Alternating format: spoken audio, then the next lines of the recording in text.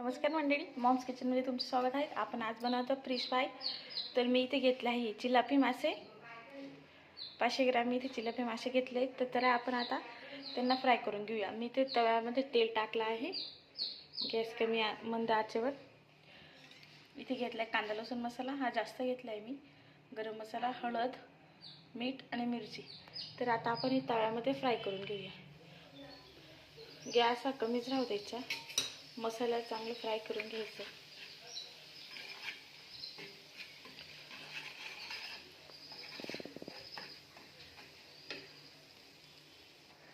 आपला मसाला चांगला फ्राय झाला आहे. आता आपण एक एक करून हे मासे त्याच्यात टाकूया.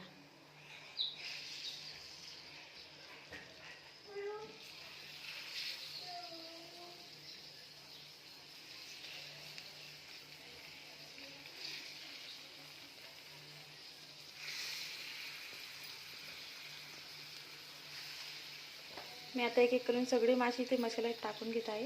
हे बघा, मी इथे सगळे मासे टाकून घेतले. आता ते एकूण चांगले फ्राय झाले तर आपण त्याला परतून घेऊया.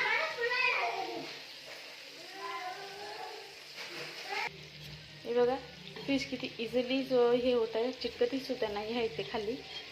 अशा पद्धतीने बनवते, एकदम छान आणि कुरकुरीत येतात आणि ते खाली मसाला चिपकत सुद्धा नाही. आपला अजून खालचा भाग बाकी आहे, आपण तो चांगला फ्राय होऊ देऊया. हे बघा, आपले मासे चांगले 4-5 मिनटं फ्राय झालेत. आता आपण यांना पलटून घेऊया.